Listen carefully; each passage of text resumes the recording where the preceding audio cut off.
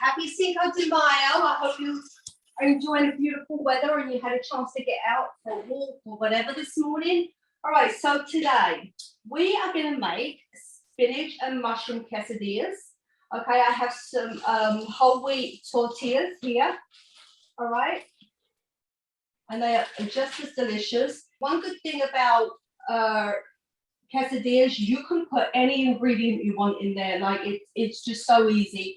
I choose to do the mushroom and the mushroom cheese and spinach this morning, but you know, you can do red peppers, green peppers, and then after that, I'm going to make two sides for you. Okay, so let's get cooking. Alrighty, so heating up my pan, I'm going to put a little bit of olive oil spray in it. And then I'm going to place a tortilla. Oh, let me take the whole thing out. Be easier to work with. All right, so we have our tortillas here, open one. And we're going to place it in the pan. Right, you hear the little sizzle there. I'm going to add, I already sauteed the mushrooms because they take a little bit of time, and I actually wanted to show you how to put the quesadilla. The art is don't overpack it because it can fall apart. So we're going to put some mushrooms in there.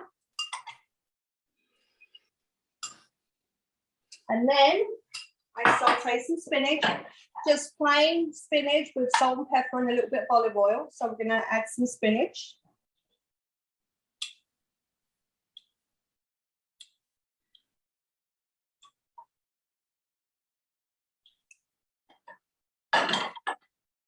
And we have some cheddar cheese.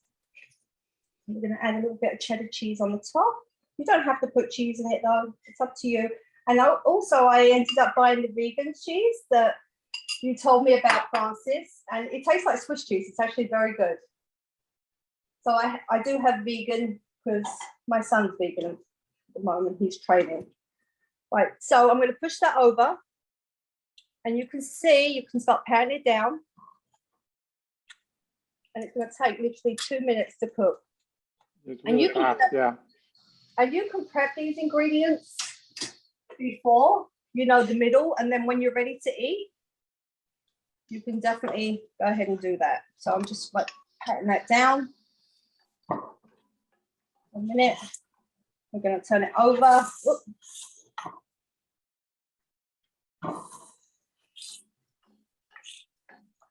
Okay, so that is your quesadilla. Simple, simple, simple, and delicious. Right, so I'm gonna you can also make them ahead, right? 100%, yeah. You know, just heat them up when you're ready to eat them.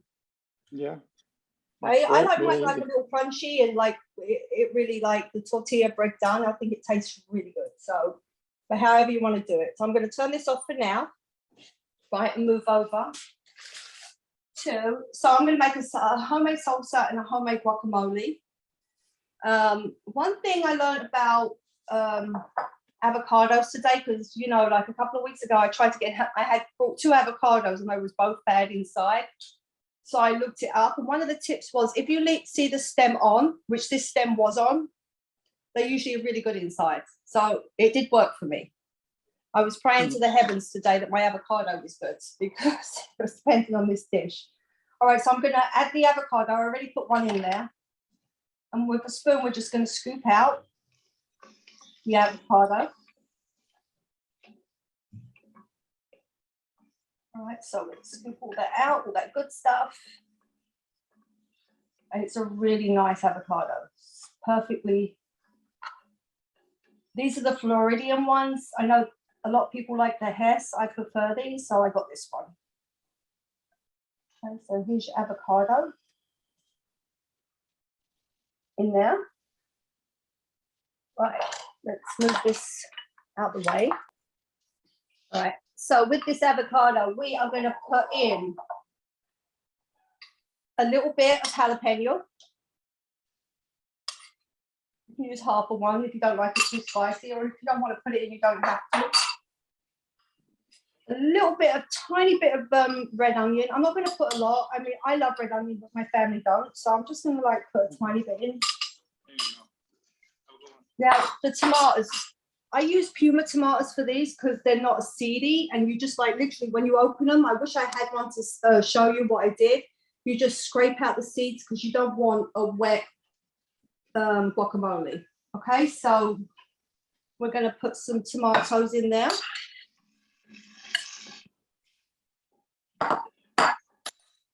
We're going to grate a little bit of 1 clove of garlic is enough. As I mentioned last week, I love this because it actually really minces it down and you don't get no lumps of garlic. I'm going to use that again for the salsa. And then we're going to put a bunch of cilantro. Some salt and pepper.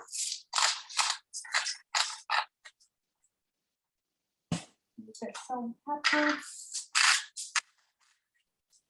And last but not least, lime juice. We're going to place that there. See that delicious lime juice coming out. 1 lime should be enough, but if you like it,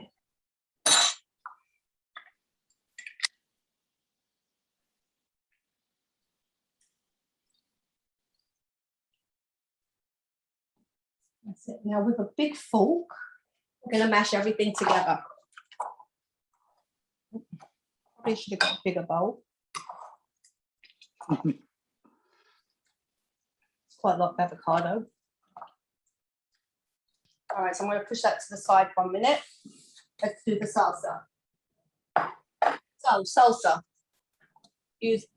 Doesn't matter about the juice in this because we like juicy tomatoes. Pretty much the same ingredients as what we used in the thing. It's lots of cilantro, garlic, and all these bottled salsas and that, they're really full of preservatives. So these are really good to, you know, have, you know, make it. It takes 5 minutes. Use that. Again, a little bit of jalapeno. If you don't like it spicy, don't use too much. And take the seeds off. That also helps. Yeah, I mean, the juice doesn't matter. The seeds you can take out. Salt and pepper again. And lime juice.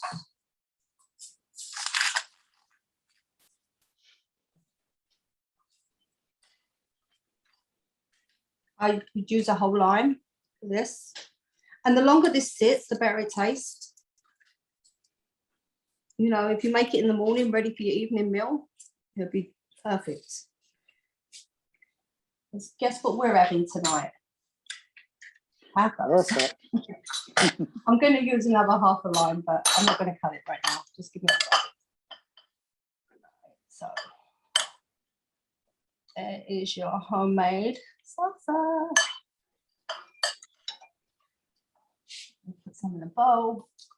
It looks great. Lovely juice, lime juice. The smell is incredible. It's like a salad already in the salsa. Yep, exactly. Now, this is how my quesadilla come. Okay, we have our mushroom and spinach quesadilla, the cheese. You can see there. Great. Then we have, I put a little bit of Greek yogurt instead of the sour cream. It's a better alternative.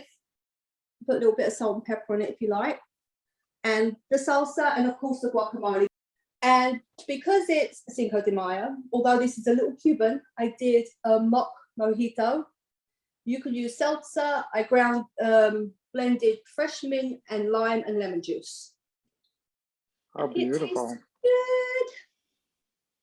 So I had a chance to wow. mash it properly. I changed the bowl and give it a good mash. So there is your Mexican fiesta. Happy Cinco de Mayo. I'm going to show you how to do a really nice enchilada sauce. And then I'm going to show you a version to how to use it.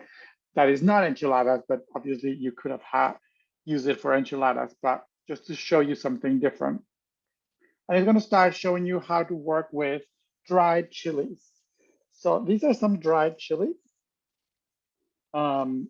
Actually, the ones that you like, I'll show you the package. You can find them in, I've seen them in Harlem in bodegas. Ancho, for example, it's a really, this one, they're different varieties, but the ancho and pasilla are really mild. And I like you to try them, pasilla or ancho, because they're really mild. So they come like this, just like that. And then you have to work a little bit with them, just a little bit. So obviously they've been already rinsed underwater because you need to rinse them. You can just take out the stems, which they're a little hard. You can open them up and basically take out the seeds.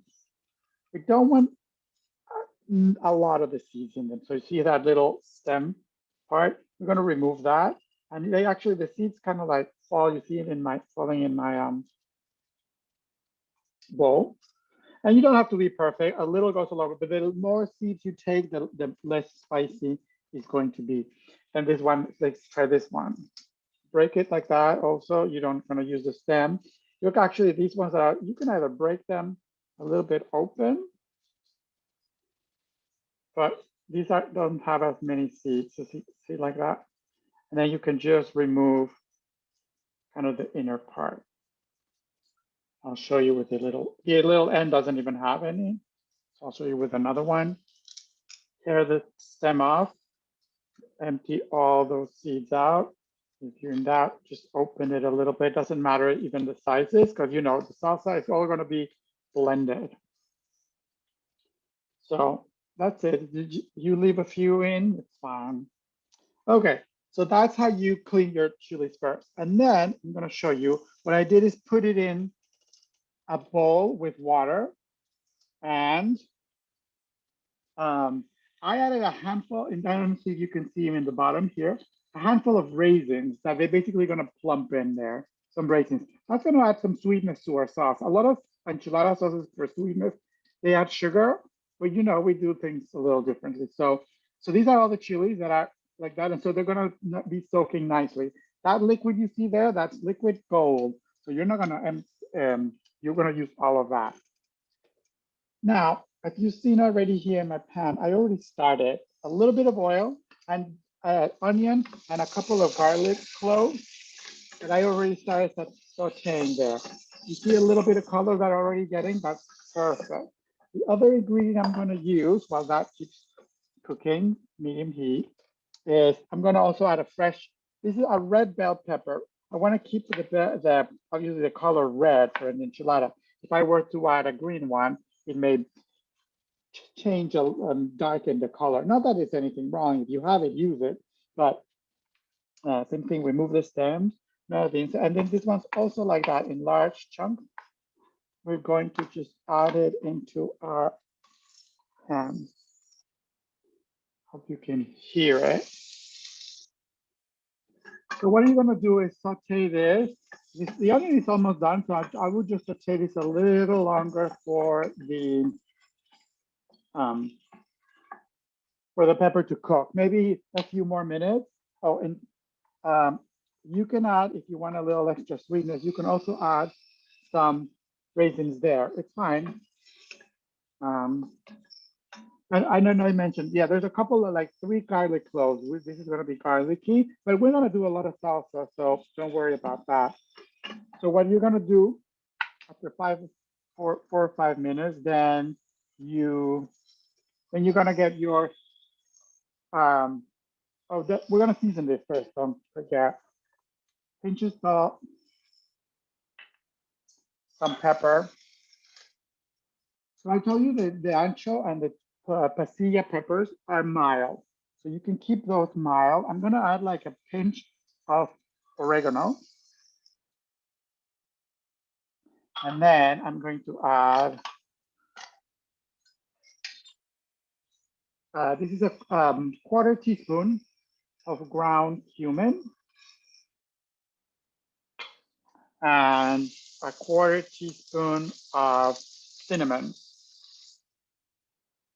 You play with your spices. You want it a little spicier, you can add here, for example, cayenne pepper, like some cayenne pepper. You'll get delicious scent of all the spices in there cooking as we continue sauteing.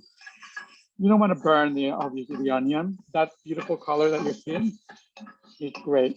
So we could wait just a couple more minutes, but in the meantime, I'm gonna go ahead and show you. Then the whole chilies that been have been in with the liquid on, all goes in there. And you can cook this, bring it to a heat. You have two options: bring it just to a light heat and continue sauteing. And then after just a little bit, then I'm going to show you. Then you take it to the blender, put everything in the blender. And I'm going to show you now the blended part. And the blended part is, you'll see this really nice color. I want you also to see there's some texture to it. It's a little bit thick. It has all the spices. So this is a good, once you blend it in, put it in a pan, keep it hot. This is what you use for your enchiladas. You can put, with rolled tortillas with some beans or with chicken or with tofu, and then you add this hot sauce. Now I'm going to show you the alternative, what we're going to show you. And I'm going to show you a torta, but it's a special kind of torta. I love it. So I don't know if you've seen it. I have never seen this. This is it's called bolillo in Mexico, but it's a big roll. They're pretty soft. So this is a big one. So I'm going to just cut it in half first, because our portion is going to be this one. I've never seen them. This is white bread, so it's fine. It's Cinco de Mayo, right? I've never seen them in whole wheat versions of these, but if you see them, get them. So we're going to cut them because, a torta would be this, basically filled with lots of goodies, right? But we're going to fill them with lots of goodies. We have some refried beans here. They're warm, so just add a little layer. Now, the other thing I'm going to do is a layer of some red onion and then some avocado. So this is our sandwich, if you will.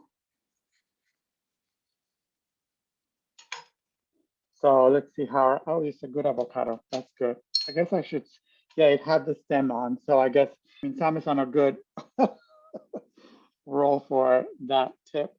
Okay, so now, I'll just slice it and I'm gonna show you, but I'm gonna show you how to serve it. And it's just, you have to be a little careful because it's sloppy. I call it sometimes the Mexican sloppy Joe. I'll show you why. We're gonna get our plate. So this is our avocado here. That's our plate. So for this, I'm gonna grab my half-filled torta, put it in a bowl, not only because you're gonna get your ladle, and you are going to, I'm gonna get that sauce all over like that. Cover it. It has to be hot.